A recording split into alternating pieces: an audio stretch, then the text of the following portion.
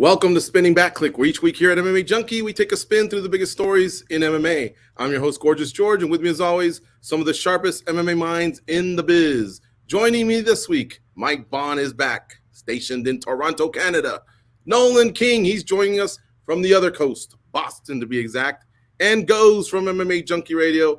He's here in Las Vegas. Kamikaze on the ones and twos. Let's get to it. Just want to make sure my 49ers thing's showing up. All right. Hey guys, this past Saturday night in Rio de Janeiro, Brazil, Jamal Hill won the UFC light heavyweight title as he defeated Glover Teixeira by unanimous decision. Additionally, Hill is the first DWCS alum to win a title. What was your reaction to the title fight, which served as the night's main event? And how long do you think Hill could possibly reign atop the 205 mountain? Also, I know I'm throwing a lot at you guys. Who do you think will be the next DWCS alum to capture gold? Turning to the MMA media titan for the first take, Mike. Yeah, so I guess we'll start from the beginning there of those questions. Great performance from Jamal Hill there. I mean, it's kind of amazing, right? Like 6 weeks ago or so, this guy isn't even included in the title conversation for this weight class right now. We're looking at, crowning a vacant champion in there in Vegas, and we don't get, the decision there. We get a draw, and it leads to this, and he takes advantage of the moment. So, great for Jamal Hill. I mean, what can you say about the performance? The guy absolutely beat the ever-loving hell out of Glover Teixeira in there. You almost felt bad for the beating Glover was taking, but also in awe of his toughness and the fact that he was able to take all that from Jamal. And, Jamal going in there and not getting deterred and continuing to batter him. I mean, all just really promising signs, especially for him going 5 rounds, in a situation like that, hostile territory. I mean, just a lot of positive things to say about Jamal Hill coming out of this.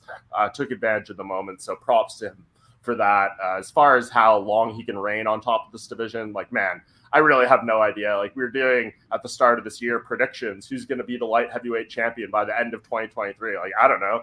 Could be 3 or 4 guys, and I still believe it could be 3 or 4 guys, especially because we just don't know Jamal Hill's, the depth of his talent still, I think. We learned a lot about him in this fight, but this is the first top 5 guy he's ever fought. He hasn't fought the other guys occupying the top of this division right now, so I don't know exactly how he's going to fare against all of them. And all respect to Glover Teixeira for being who he is, but he's obviously 43 years old. Who knows how much that fight against Yuri Prochazka took out of him. We don't know exactly the version of Glover we were getting in this fight, so it makes it a little bit difficult to assess. But nevertheless, all good things to say about Jamal Hill. And as far as your last question there, who could be the final or next Dana White Contender Series alumni to win a belt? My pick is Sean O'Malley, just because he seems to be in closest proximity at this point. His next fight, all indications, probably an interim bantamweight title fight, an undisputed bantamweight title fight. It's going to be one of those two, just depending on how the title picture in that weight class shakes out. But he is right there. So he is my choice just based on kind of common sense and how the landscape is in these divisions right now. The transformation of O'Malley right there, I forgot. I thought Chase Hooper was on until I sorted out the tattoos.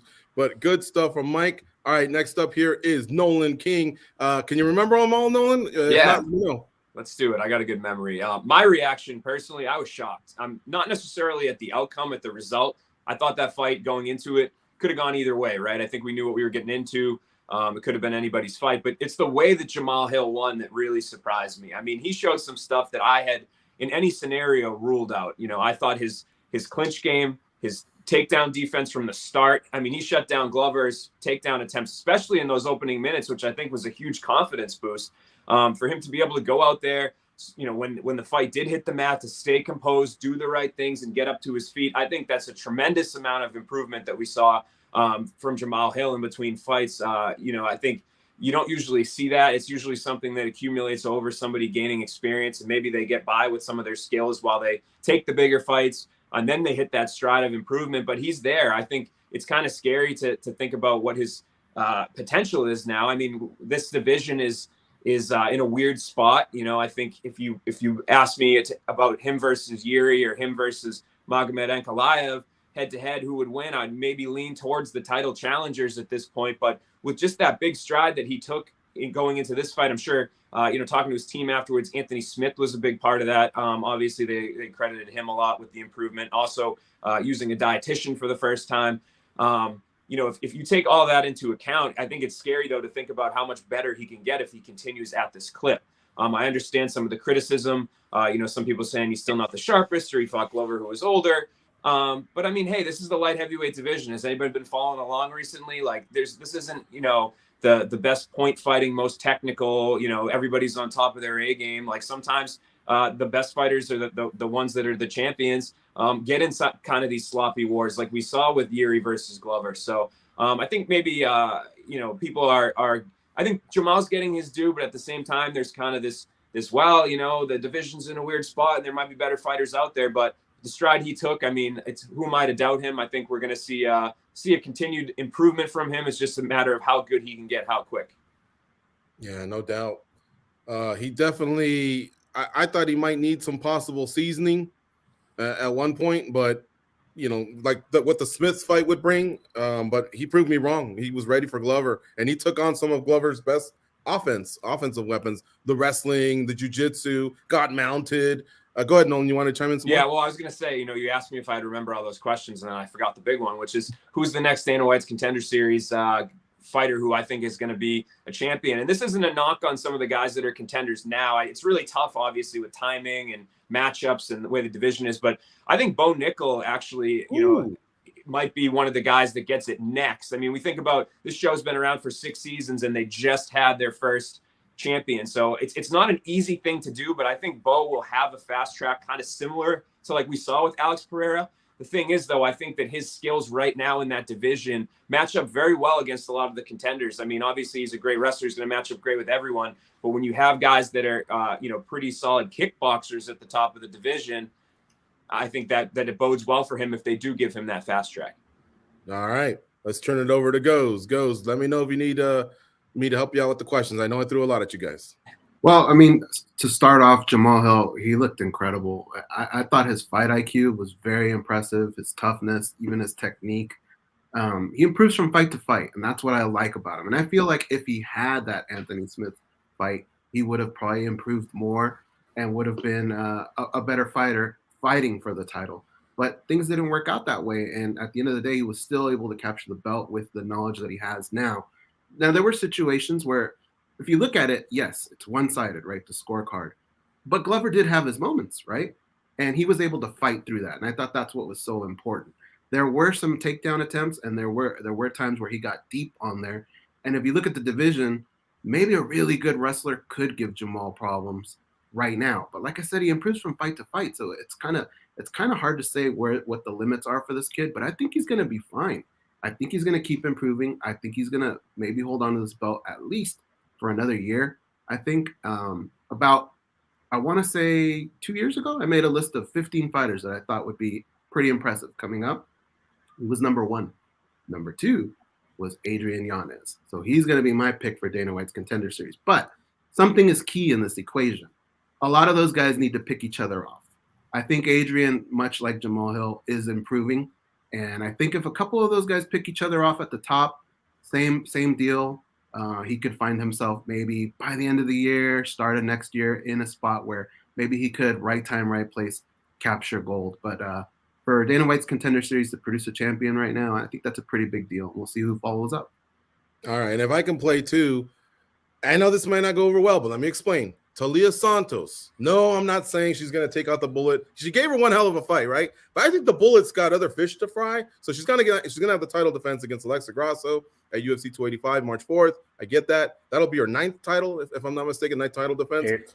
8, sorry. Okay, so then what she'll want is, as she's kind of cleared out the division, probably jump out and take on either Zhang Weili, which is probably Zhang Weili going that way, or her going towards Amanda Nunes. She's got to catch Amanda at some point before Amanda retires. I think Amanda's closer to retirement than Valentina Shevchenko. While that happens, Talia Santos could maybe make her move then, kind of like maybe even an interim belt. We didn't specify, right, guys? A belt's a belt.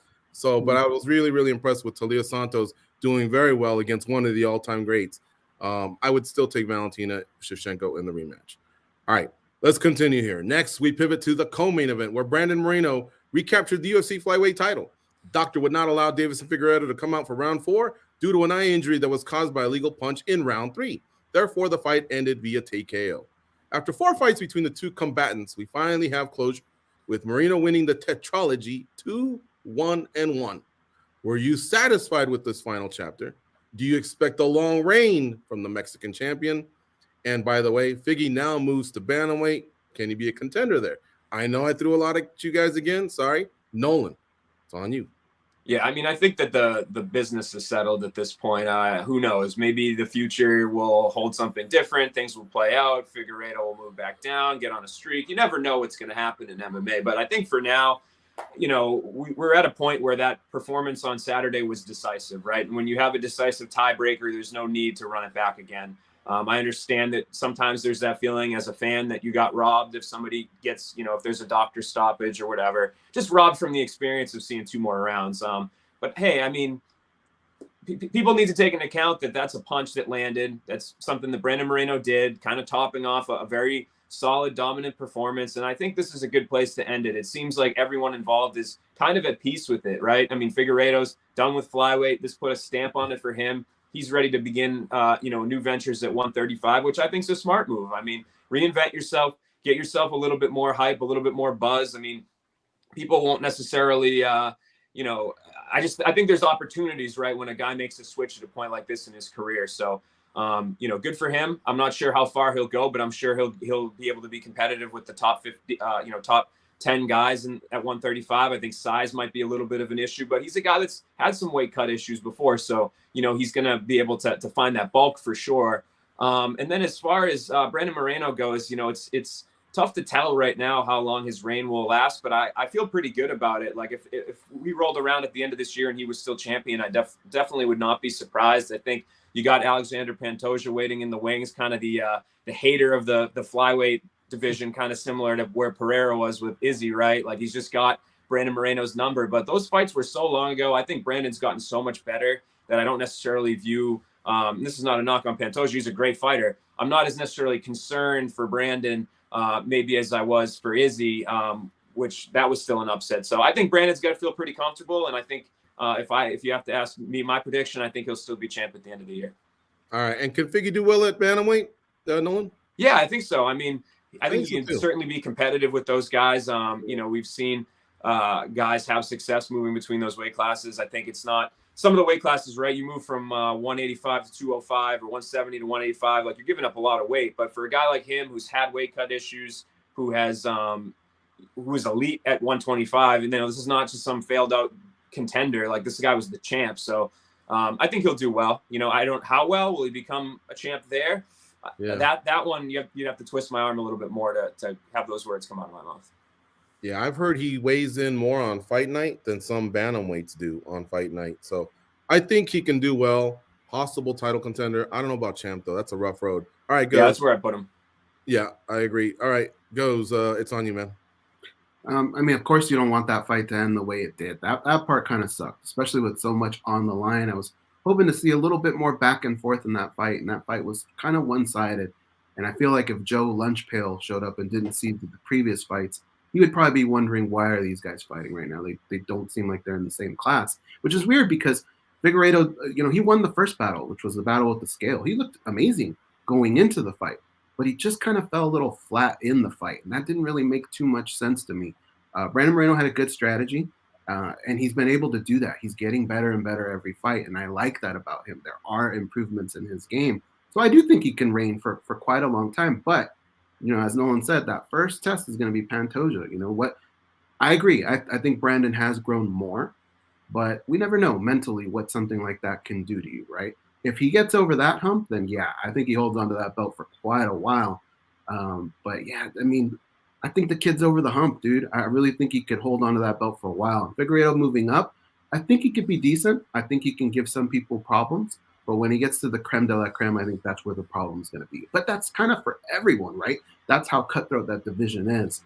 So I think he can make a splash, but I don't know that he can reign with a title or anything like that. The comments are pouring in, and if I see a good one, I will try and chime in or feed it to the fellas. Questions, comments, whatever.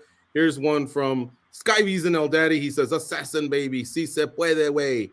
Another one from Telvin Kipapa. Figgy versus Cruz. Book it. Hey, that's not bad. All right, but Mike Bond, it's on you. Question number 2.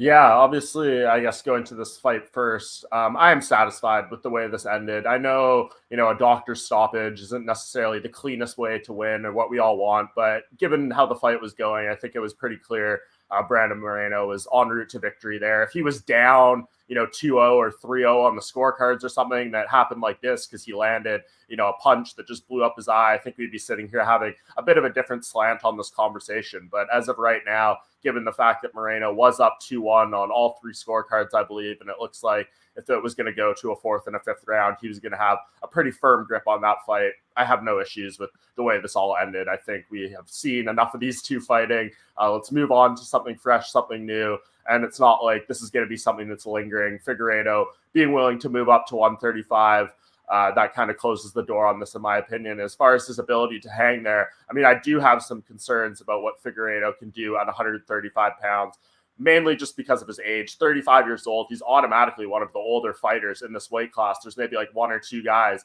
in the top 15 rankings who are older than him at this point. And I just worry, is it maybe a little bit too little, too late when it comes to this move? Of course, you would imagine on paper his speed and durability and cardio would be better at 135, but given all these wars he's just been through, everything he's already done to his body, I think there's a lot of concern there. There's maybe a couple fights he can win, but I'm not really picking him to beat a whole lot of guys through the top 15 of that division right now, but he certainly brings some name value up, and let's see what we can do there. And as far as Moreno's future, I feel right now these days it's hard to predict anyone who's going to be a long-term champion just because the parity of the sport. We kind of talked about this on our year-end show, but I do think he is in position to make a good run. This first challenge is going to be quite interesting. The fact that, he does have 2 losses already to, the next contender coming up, and see, I know one of those is on the Ultimate Fighter and everything, but Pantoja, I think, obviously has a bit of a mental edge there. So curious to see how this all goes down. I think we do have a clear step forward in this 125 division, though, and that's a good thing coming off this 4-fight series. Guys, we're doing good on time. We have an hour to blow things up right here, so I'm going to catch you guys a little bit off guard. Let's go around the horn real quick. Just real quick, did you guys agree with the UFC's decision from 2020, late 2020 to early 2023? It was just Figueiredo and Moreno for title shots. Only Moreno had an interim title shot. Did they misplay their hand, the UFC? Would you have liked for them to break it up? I know we're Monday morning quarterbacks here, but Goes, what did you think at the end of it all? Did it just seem too much, like it was inevitable? Like, I don't know. What were your thoughts? I think they could have broken it up a little bit, but every time I said, we're going to do this again, come fight night, I was pretty excited to see it go down. Mm-hmm. And what ended up playing out made me happy, with the exception of the last fight. I mean, it was okay, but I guess looking back, maybe there were little moments where you could have broken it up, but I don't know that it would have made too much of a difference. Like embedded, the face-offs, it just looked like it was like we've done it already. How about you, Nolan? Yeah, I mean, I think the UFC, there was only really one point where I think they didn't have their hands tied, which was after the second fight. They had the draw the first time, they had to rematch it, then Brandon won. Then they made the decision to do the third one, which is where they would have had to cut it. But then when you're tied 1-1-1, you got to do the fourth one, right? And I will say, though, over the past 2 years, I feel like there definitely has been a build of the flyweight division and more respect from fans, more appreciation, more excitement. And I think that is a big part of this whole thing, is people look at those fights. They look at how good and how competitive the elite in that division was for those 4 fights. And that has rejuvenated this division kind of quite a bit, I think. And it's allowed for contenders to, sometimes when a division gets clogged, I think contenders kind of round robin eliminate each other. But I actually think, weirdly, it didn't do that here. We have guys budding now. Some of the guys that were maybe not even ranked are now up towards the top, ready to go. Mateus Nicolau, Pantoja is there as well. So for me, no, I think they played it right. I think that they built the division more, and we got 4 good fights out of it. All right. How about you, Mike?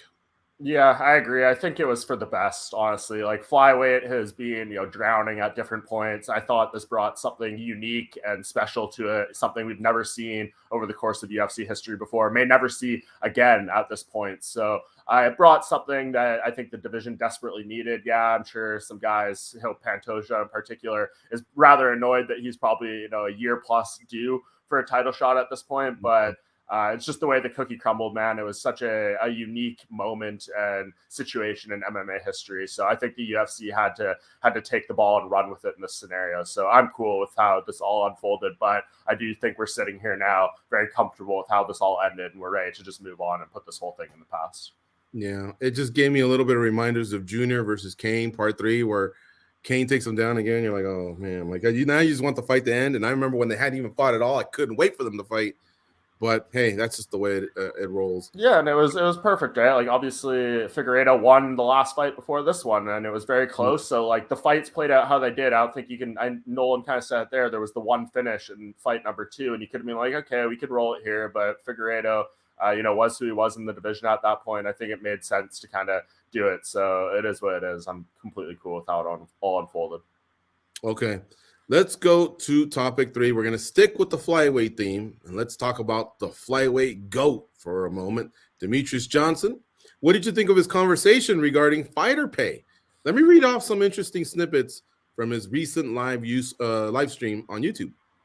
Check this one out. When I fought Dominic Cruz for the bantamweight title in 2011, I was on a contract. I think I was fighting for 14 to show, 14 to win. When I fought Ian McCall for the second time, I got bumped up to 20 and 20. Because remember, the first time was a draw. So when I fought Ian McCall, and then I beat Ian McCall, and then I fought Joseph Benavidez, and I was still on that 20 and 20. When I fought John Dodson, I made 23 and 23. And then I fought John Moraga, it probably went to 26 and 26. And when it was Joseph Benavidez in the rematch, it was like 30 and 30. I finally got a new contract as a champion. I think it was 125 to show and 50 to win. So that's 125,000 and 50,000. But I couldn't get pay-per-view points. And that's what where a champion makes most of their bang for their buck is the pay-per-view points. He continues, because if you get on a card with like Conor McGregor and he does 2.1 million buys, then you do the fucking math. You're going to make a shitload of money. I never got an opportunity to do that. When they tried to stiff arm me to fight TJ Dillashaw, I was like, yeah, pay me a fucking $1 million and I'll do it. This is a super fight. Let's make some super money. They never wanted to do that. That's why I came out like that, basically pushing back like, hey, quote again, when does a champion have leverage? When does a champion when's he able to get what's due to him? I'm going on my 7th or 8th consecutive title defense. You've got fucking CM Punk over here making 500 bones. That's 500,000. And it's his second fight in the UFC. That's where the chip on my shoulder came from. All right, that was a lot, but it's interesting. And it really popped on our website. All right, Goes, you're leading things off. Well, I mean, we've known Demetrious Johnson for a long time. He doesn't just wake up and start saying stuff, right? If you ask him questions, he becomes an open book and he tells you what's on his mind. And that's what was on his mind. And you could see the frustration in his voice as he's talking, because it's still kind of there a little bit, right? The thing is, the UFC, it's not that they didn't promote Demetrious Johnson. It's just, I think a lot of people, and Demetrious included, felt they could have done more. I think where it started to hurt a little bit was not just the promotion of Demetrious Johnson as your champion, as one of the baddest men on the planet. It was more the division itself. It just felt like the UFC didn't have any confidence in that division. And if you don't have any confidence in that division, and you're always wondering, is this the last time we're going to see these guys, or what's the deal? It kind of just bleeds over, and you could tell they were just putting him off to the side.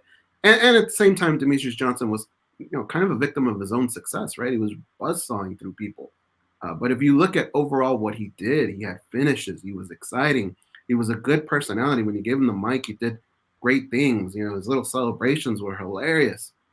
So he did a lot of what a fighter needs to do to be successful. But I do feel the UFC dropped the ball at moments with him, with the division, because honestly, when we talk about the greatest fighters that ever lived, his name gets thrown out there a lot, and it rightfully should.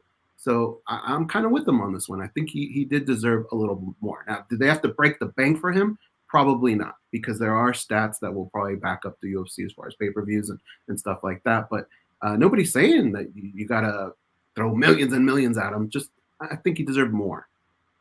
Yeah. When I was going through the timeline and I heard what he said, it was when he got to the TJ Dillashaw part. And I remember him saying, yeah, pay me $1 million, years ago, where it started to, I guess, make a little bit of sense of the chip on his shoulder. But how about you, Mike? What did you think of Mighty Mouse and what he said?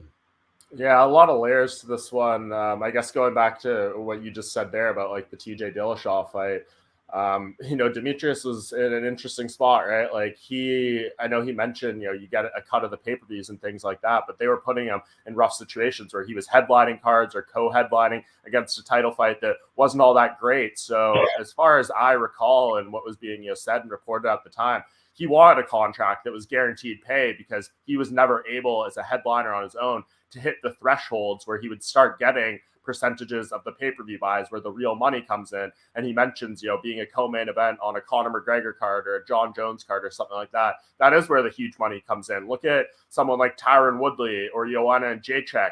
They co-headlined or shared a card with Conor McGregor or John Jones multiple times, and they got huge paydays based off that just because they do get pay-per-view points, even though they're not, carrying the event on the marquee as the initial headliner. So that's, I guess, some inside baseball and like how the pay-per-view and contract stuff works. I know people saw these comments from Demetrius and were like, hey, bro, like you signed the contract. Like, did you and your management not to agree to this? Yeah, there's like a fair point to that, I guess. But if you look back at that time, put yourself in the time machine, what was the better alternative at that point, right? Like the flyweight division was in such its infancy in the UFC. There wasn't a flyweight division elsewhere. People are still coming over from the WEC, all that kind of stuff. And it just hadn't hit that point where there was the big money attached to those weight classes. So I assume the contract Demetrius Johnson got at the time was like most UFC contracts, like take it or leave it. And he didn't really have many other alternatives. So that's kind of what it led to. But as he started climbing the ranks, becoming champion, things like that, of course he should have got more money. I mean, no one on this panel, I don't think, is going to sit here and advocate for these fighters getting less money or exactly what they get. We all think they deserve better when it comes to UFC fighter pay. So not going to sit here and make, a stance against that at this point. It was just, I think, an unfortunate time for Demetrius Johnson as far as where the weight class was, where the sport was at this time. And he kind of just got caught up on it. If we, happened right now and he put himself through that reign, I'm sure he'd be able to negotiate a lot better things for himself coming out of that. So yeah, like it's a bummer to know that one of the all-time greats, someone that's on the Mount Rushmore of MMA in a lot of people's opinions, was not getting, great money for what he was at the time. But it's just kind of the unfortunate reality of where the sport was. Hopefully people can see this and learn that they should be asking better for themselves going forward. Agreed. Strong ending there. That's what I tell the fighters all the time. That's what Joe Rogan tries to coax out of them, or anybody that's doing the post-fight. He's trying to get you to sell. You're the next one. And some fighters drop the ball. But yeah, I think if he had just gone on one round of Rousey or Conor McGregor card and gotten that one big payday, maybe that would have softened the blow a little bit. But all right, Nolan, let's share your thoughts. Yeah. And just to preface what I'm going to say with just, something that's for the sake of accuracy. I did see that John Nash, who does a lot of good work with contracts and stuff, he said that the numbers that Demetrius put out were a little bit skewed. I think the Moraga fight, according to athletic commissions, he made 29-29, and then the Benavidez fight after that, he made 125 and 50. Kind of a moot point, but just wanted to throw that out there as well. I mean, Mike pretty much said it perfect. I think with a guy like Demetrius Johnson, everybody should get paid more. They should have been getting paid more back then. They should be getting paid more now. But for me, I do think that just with where the division was at that time did play a big part of it relative. I mean, sure, the culture needed to change then, and it's still not great now. But I do think that the flyweight division was not something people were necessarily warmed up to. Is that an excuse for a champion not to get his due? No, not at all. I think that he has the right to be mad. It maybe sheds some more light on why the only high-profile trade in MMA history occurred. But again, I think competition is a good thing, a good driving force in the sport, and for him to be able to go to one championship, and he seems to be very happy with them. I'm sure that they're, and I don't want to speak, too off the cuff here, but I'm sure they're paying him maybe more what he thinks he's worth for the opportunities that he's given. And I think that, again, fighter pay was a problem then. Maybe it was a little more under the radar than it is now, but it's better now, but it's still not where it needs to be.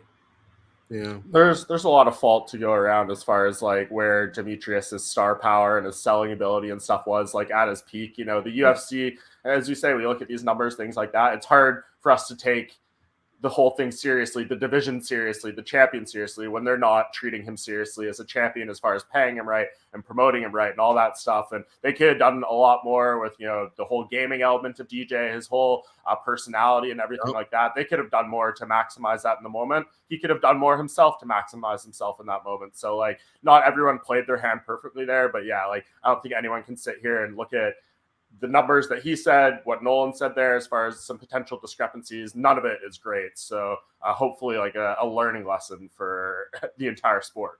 Yeah. And, going back to what we all said, put him on one of those big spotlight cards, and maybe that's where more eyeballs come, especially if it happens to coincide with one of his greater performances, because he did some amazing stuff inside the octagon.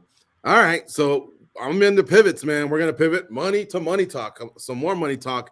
That money topic was popular last week, or at least we thought so, when it came to Francis Ngannou's decision to not re-sign with the UFC. Ngannou spoke out on 2 occasions where he talked about his desire to have freedom and a list of requests he made to the UFC along with the cheddar.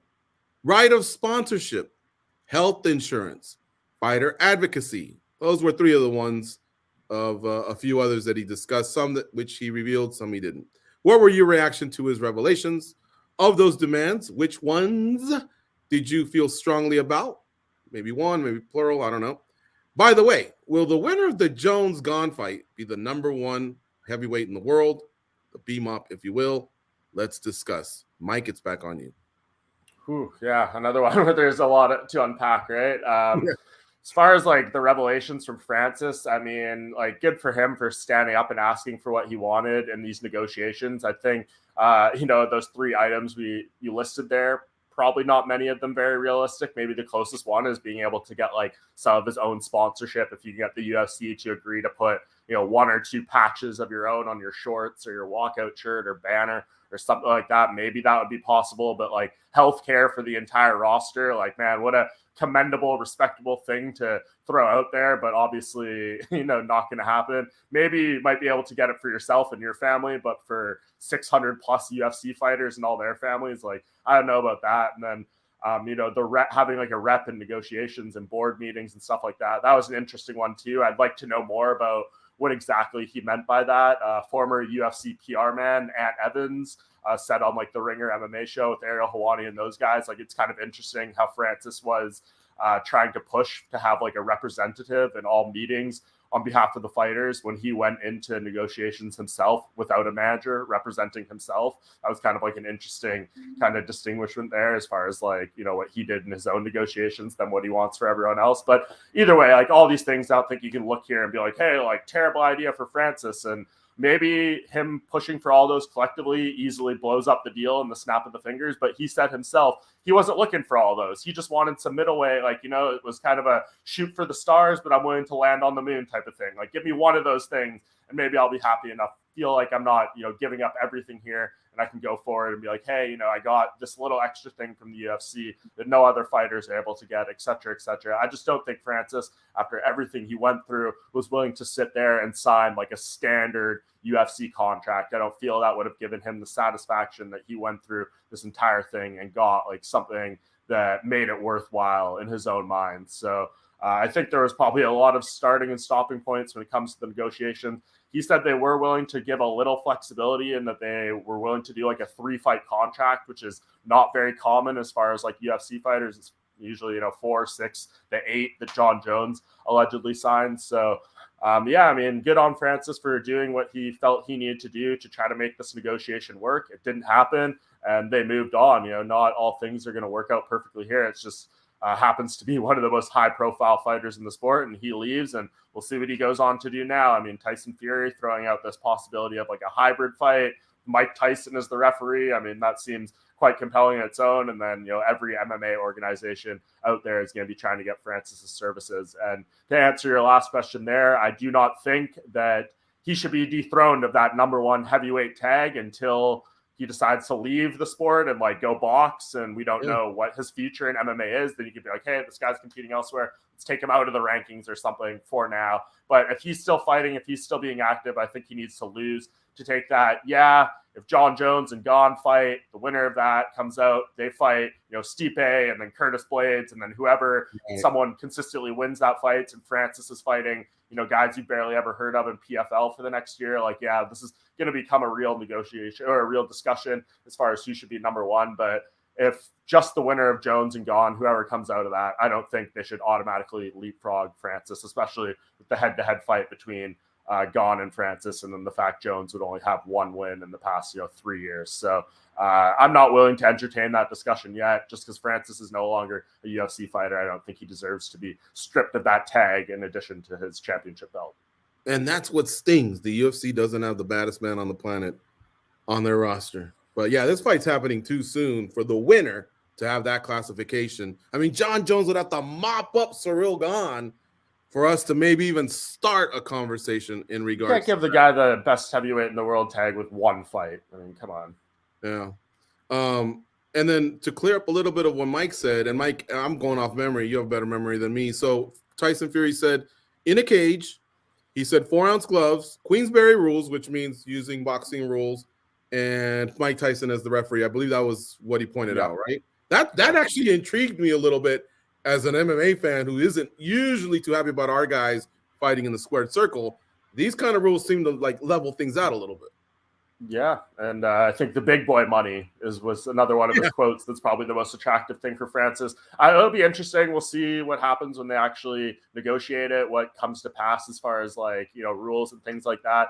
It would be kind of weird for Francis. I know, he has this big dream of I want to be a boxer. I want to, my first love was boxing. I want to try to go in the boxing ring. This isn't boxing. This is just MMA striking, I guess, with, no kicks and just hands only and MMA gloves in the cage. You can't really scratch that boxing itch. But obviously Tyson Fury being the opponent and the money that would come with this would probably, I'm sure, satisfy him to some degree. So we can move on to the other guys here. Mm-hmm. Nolan, you're up next. Yeah, I think the fact that Tyson Fury is mentioning him again is good.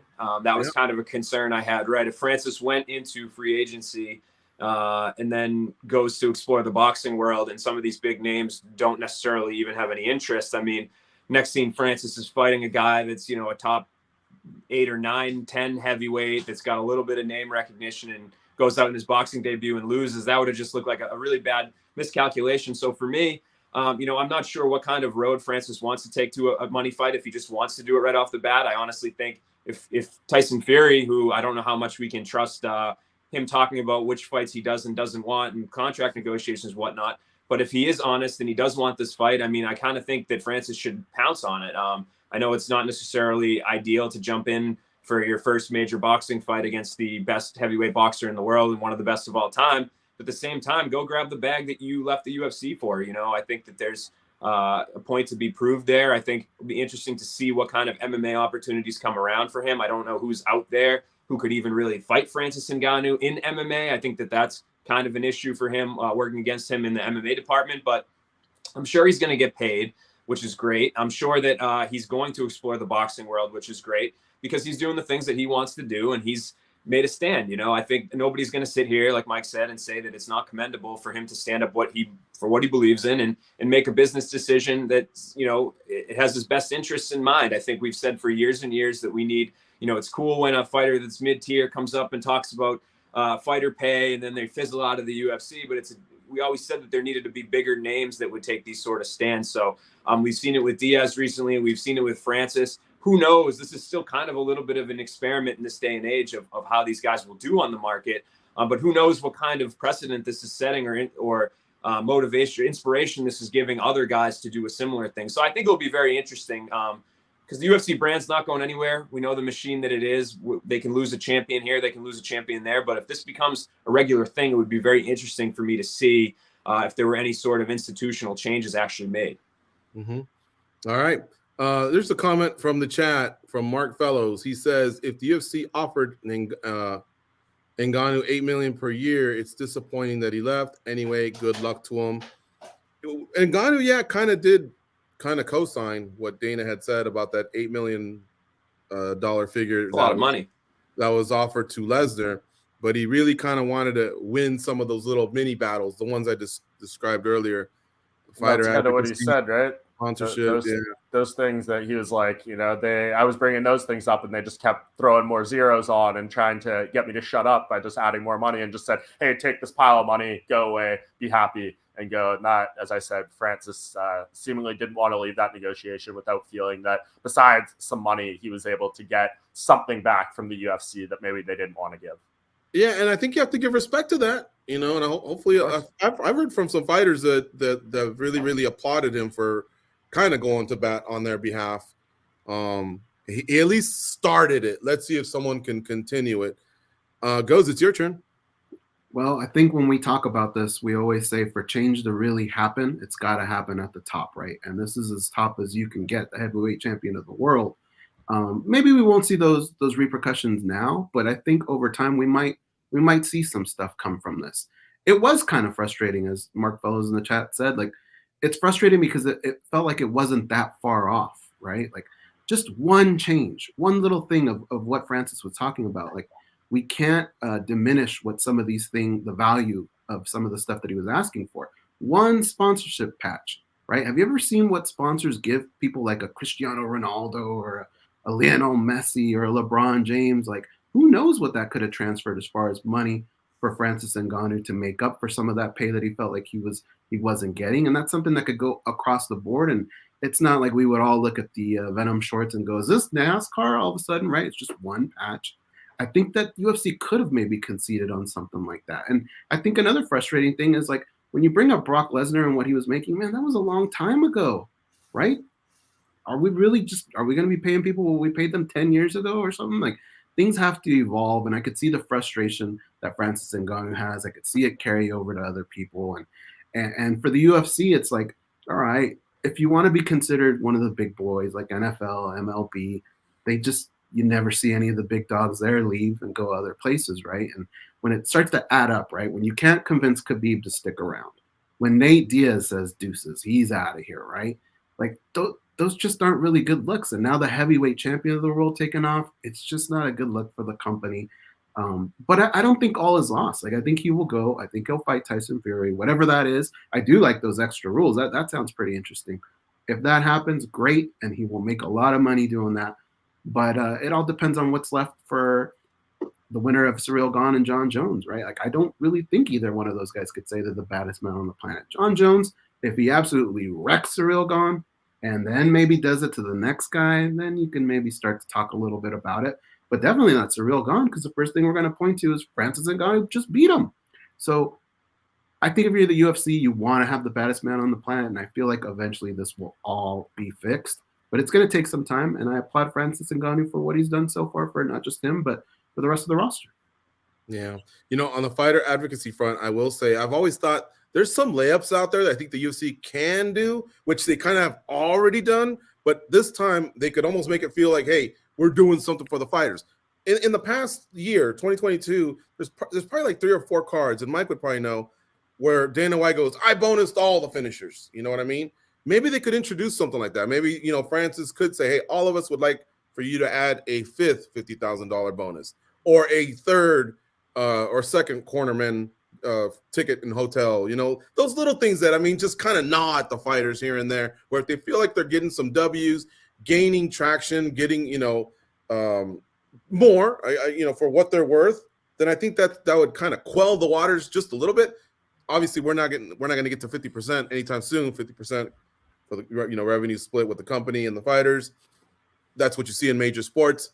Rumors are they hover around the 18 to 20% mark, but still, I think there could have been something that could have been done here, and it would have been.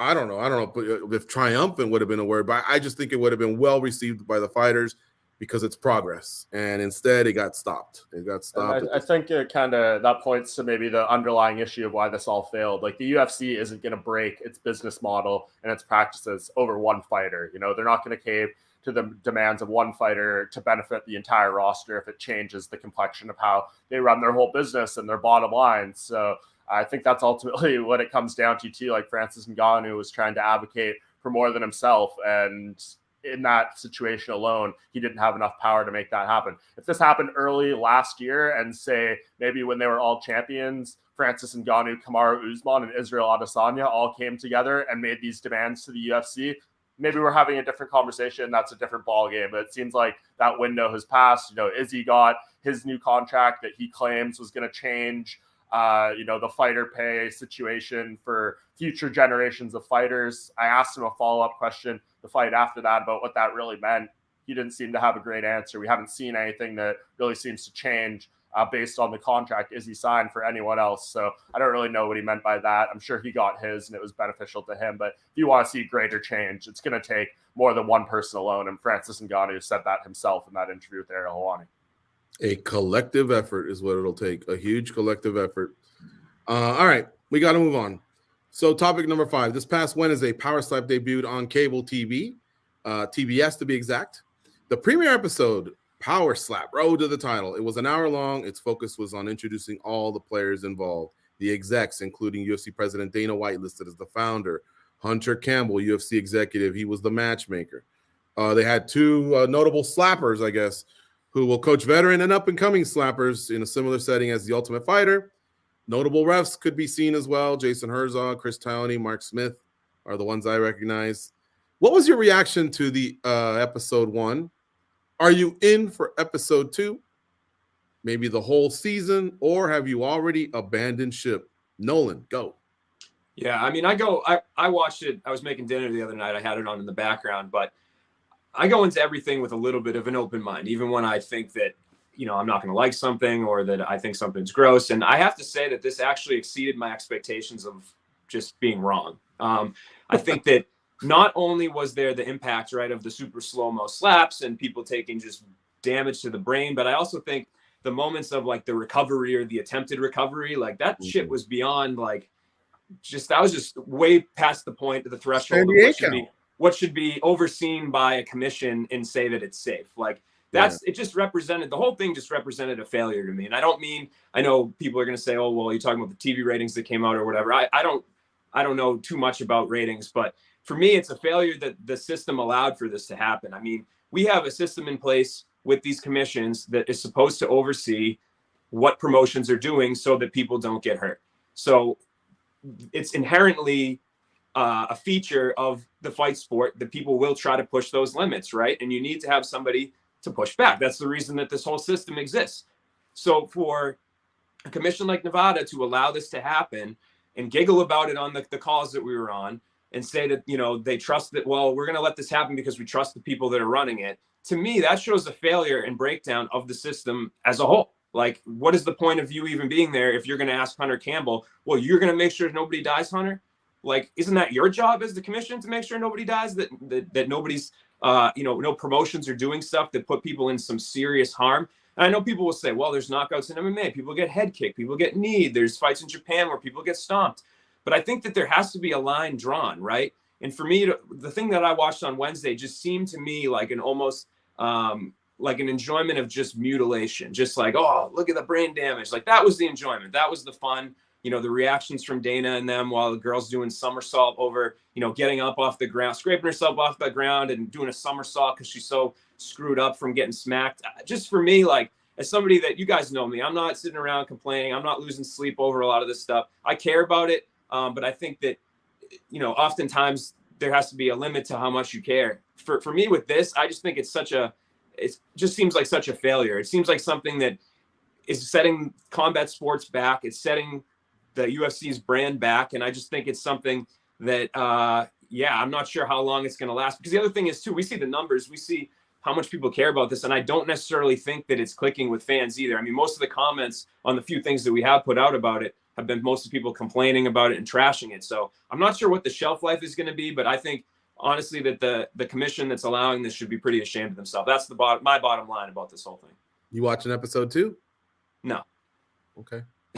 Next up goes. Yeah, my reaction was pretty similar, man. It was just too brutal for me. And the ratings, I think that shows a big picture here. Like it wasn't Law and Order and then Power Slap, right? It was AEW. You would imagine a good chunk of that audience would also be down with something like this, and they didn't seem to like it as well. But the feeling was just dirty, man. It just felt like they were being ushered in like cattle waiting to be slaughtered, And like Nolan had mentioned, those reactions from Dana where he's just kind of laughing like he's just sitting there watching YouTube videos or something. If I'm somebody that was on that show and go back and I see those reactions and what these people think of me and what I'm putting on the line here, I would be pretty disgusted too. They're full on KOs and they're sitting there with their eyes rolled back on their heads and they're saying, all right, you got 30 seconds. Like 30 seconds for what?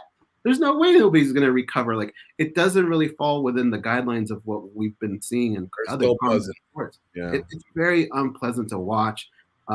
There's the argument like, okay, UFC 283, it was pretty brutal too, right? There were 2 fights on there where I was saying, please stop it. But in those cases, those 2 fighters, they get the opportunity to defend themselves. And here you don't. The only guarantee is you're about to get smashed. And that is such an ugly thing to watch, man. It's just not for me. And what's one of the rules in MMA? If you're not intelligently defending yourself, we're going to stop the fight. The same commissions oversee this, right? That verbiage, that those words. And what do you stand in there? You're not defending yourself. You're basically just allowing someone to get a free shot. And it's not, there were a couple guys that were slapping that I couldn't believe it. It looked more like they were showing affection. But for the most part, there were some big hands coming across people's domes. And then there was some like swelling that was going on. It was just a bad look, Mike, finish things off. Yeah, so I have a friend that was like pretty interested in watching this debut, and he's been, speaking it up. He's like, hey, let's tune in together. He lives on the other side of the country, so I was like, hey, like we'll go on FaceTime and watch this together. Up here in Canada, it was supposed to air on UFC Fight Pass because we don't have TBS here.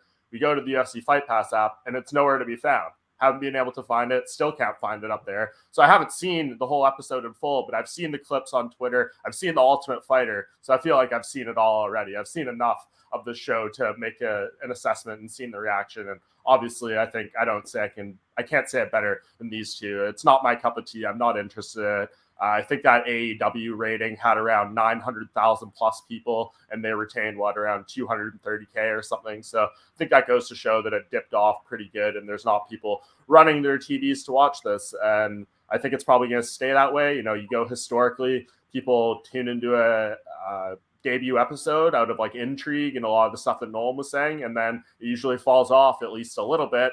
Curious to see what the ratings are like this week if it falls off significantly. But yeah, as far as the safety, the entire premise of this thing, Nolan laid it out perfectly, the commission's involvement, all that stuff. I don't really have a whole lot more to add, just other than I'm not going to be going out of my way to watch this weekly. I'll see the stuff show up on my feed. I'll see the people react to it, and that is more than enough for me. And I think all you need to really do is look around the Twitterverse and see what a lot of fighters and even prominent fighters are saying about this, and how it's wrong and how it's dirty and gross and whatever word you want to use to describe it. And I'm not sitting here saying I disagree with any of that. And then obviously the whole backdrop to this is the situation with Dana White slapping his wife on New Year's Eve just puts a whole dark cloud over this entire thing as well. And it's just not appealing to me. And I hope by this time next year or even later this year, this is just a thing of the past, another one of Dana White's failures trying to splinter off from his UFC success. Mm-hmm. All right, guys, time for some rapid fire here. At UFC 283, first pay-per-view of the year, want to know from you guys' standpoint, the biggest impact from outside the main and co-main event goes. I think Jessica Andrade. All right, that was quick. Oh. I think it was a masterclass performance from Jessica Andrade. I think she signaled to the world that she's not just back, but that she can really be a player here when she gets everything together. And that's 3 straight wins over good fighters, 2 finishes. Let's be honest, it should have been 3 finishes. I was super impressed with everything she did that night. Mike? Yeah, Andrade was unreal too. Think about this. Just she's not my pick, but just to add to what Go said there. She landed 231 significant strikes on Lauren Murphy. Jamal Hill landed 232. And that was over the course of 5 rounds as opposed to 3. So I think that just goes to show the incredible output she had in that fight. For me, I guess this, low-hanging fruit, but Gilbert Burns looked really great out there too. The fact that he just went out there and demolished Neil Magny, I think took like 3 strikes over the course of the fight, had the message that he needed to send in that fight. I think we all felt that he was a huge favorite going in there. The odds reflected the same. And he went in there and handled business as such, showed that he is still an elite in this welterweight division. and needs to be in line for another big fight after this. So respectable to Neil Magny for always taking on a tough challenge, but Gilbert Burns was able to go in there and handle him exactly how he should have. So that was impressive to me, and hopefully he gets one of those big fights, Colby Covington, Bilal Muhammad, that he was calling for. Nolan? Yeah, I mean, those are the two right answers, not to hedge my bets. But I will say, in terms of impact, having an important first impression, I think, is huge with building star power and getting buzz. It's a very difficult thing to do, even if you look really good in your first fight. There are a few guys that can really create buzz. And I think we had two of them that are brothers competing at UFC 283. We had Ismail Bonfim with the crazy flying knee against Terrence McKinney. And then a few fights later, we had Gabriel Bonfim with a great, quick guillotine choke of Munir Lazez. So those two guys are certainly ones to watch. I think Brazil as a whole, we're going to see a lot more talent now that LFA is going down there. The matchmakers can actually see tape on these guys. Before, it was a little wild, wild west, and not all 14-1 records are created equal. So hats off to those two guys for making quite the first impression. I know fans will be buzzing to see them both back. All right, guys, I'm going to push it. Rapid fire. Jose Aldo was selected to be inducted in the UFC Hall of Fame next year into the modern wing. What was your favorite moment from his career, Mike? It's got to be the walkout at UFC 129 here in Toronto, the first major stadium show up here in Canada, just right down the street from where I am right now. And just coming out to run this town against Mark Homnick. It was just so legendary in that moment, seeing him come out. I mean, all the walkouts you had to that song were great, but that one in particular with 56,000 people was really special to me. And then as far as the performances, I mean, the Chad Mendes rematch, there's a lot of great ones from him, a lot of great moments from Aldo, but that walkout sticks to me more so than anything. And look at that. What a great moment there, how emotional he was. Yeah, that's him reacting to finding out he's going to be inducted. All right, next up is Nolan. Favorite moment from Jose Aldo's career? Yeah, the Chad Mendes fights. I know that's picking two, but it's hard for me. I mean, the moment of him jumping in the crowd, amazing in Brazil, and then also the second fight. If people haven't seen that, if you're a newer fan, go back and watch Jose Aldo versus Chad Mendes too, and hear the crowd. That crowd was amazing. The fight was amazing. So Chad Mendes rematch and first fight and second fight. Was that the crowd he was celebrating with? I thought it was a Brazilian journalist, but my bad, I didn't know that. How about you, Goes? Yeah, same, man. When he ran out into the crowd, that was pretty amazing. But the one thing that always sticks out for me is just that weapon of that leg kick, and for how long he was able to just scare the pants off of fighters that go in there with no fear, and hear them talk about that behind the scenes and how scary it was to take a few of those leg kicks. It was pretty impressive. Yeah, for me, even though it happened against our boy, man, that KO against Cub Swanson, that flying knee ended it early. Holy cow, we knew he was on the map. He was really, really the real thing. Congratulations to Jose Aldo. Also, we don't have time, but want to give respect to Glover Teixeira, Mauricio Shogun Bukua, hanging up the gloves. Two fabulous careers, two guys that became world champions in major organizations, with Shogun winning the Grand Prix over at Pride, and then the undisputed light heavyweight title in the UFC, and of course, Glover Teixeira recently winning the undisputed light heavyweight title. So, I mean, happy trails to you guys, and enjoy the fruits of your labor, enjoy retirement. And one last thing, man, you guys really brought it with the comments. Couldn't get to all of them, but here were two good ones that I just wanted to give some shout out. First, a shout out to Andrew Gray, a shout out to Crypto Talk by Crypto Watch. But this was one where me, Diamond 44, said Jamal Hill won't be UFC light heavyweight champ when 2023 ends.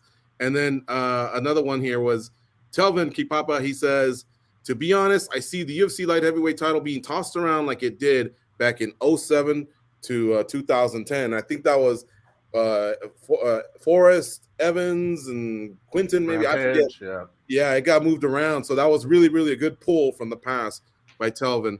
And folks, we really enjoy doing this. You should lock it in every Monday here on MMA Junkie. The YouTube channel it roars 24/7. Subscribe to it. It's youtube.com/MMA Junkie video. And count on us every Monday, noon Eastern, 9 a.m. Pacific here with Spinning Back Clique, where we discuss the major stories in MMA. All right, we'll see you next week. Go out and be a champion.